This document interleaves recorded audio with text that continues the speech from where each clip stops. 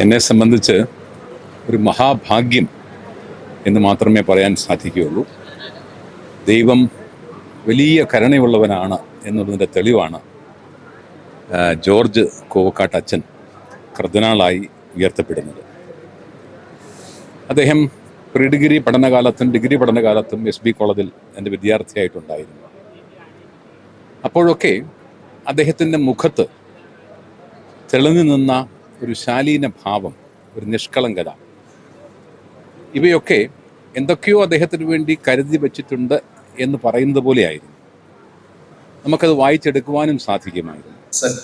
ഏതായാലും ദൈവം അത് തിരിച്ചറിഞ്ഞു, സഭയത് കണ്ടെത്തി.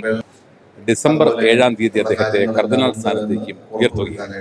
വലിയ സന്തോഷം, അതിലുപരി അഭിമാനം കൊണ്ട് എൻ്റെ മനസ്സ് നിറയുകയാണ്.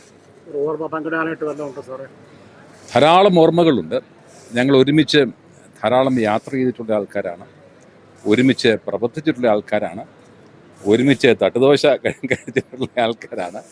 അങ്ങനെ എല്ലാം ഒരു ഗുരുശിഷ്യ ബന്ധമായിരുന്നില്ല, വേണമെങ്കിൽ ഒരു സഹോദരതുല്യ ബന്ധം എന്ന് വേണമെങ്കിൽ പറയാം.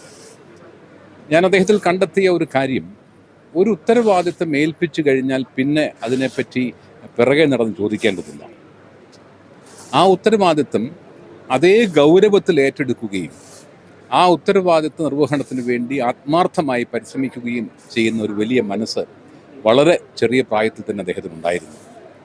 അതോടൊപ്പം തന്നെ കൂടെ പ്രവർത്തിക്കുന്ന എല്ലാവരെയും കൂട്ടി നിർത്തുവാനും അവരെ കൊണ്ടുകൂടി തൻ്റെ ലക്ഷ്യത്തിലേക്ക് എത്തിക്കുവാനുമുള്ള ഒരു മനസ്സ് അദ്ദേഹത്തിന് ചെറുപ്പം മുതലേ ഉണ്ടായിരുന്നു എന്നുള്ളത് എൻ്റെ സന്തോഷകരമായ ഒരു ഓർമ്മയാണ്.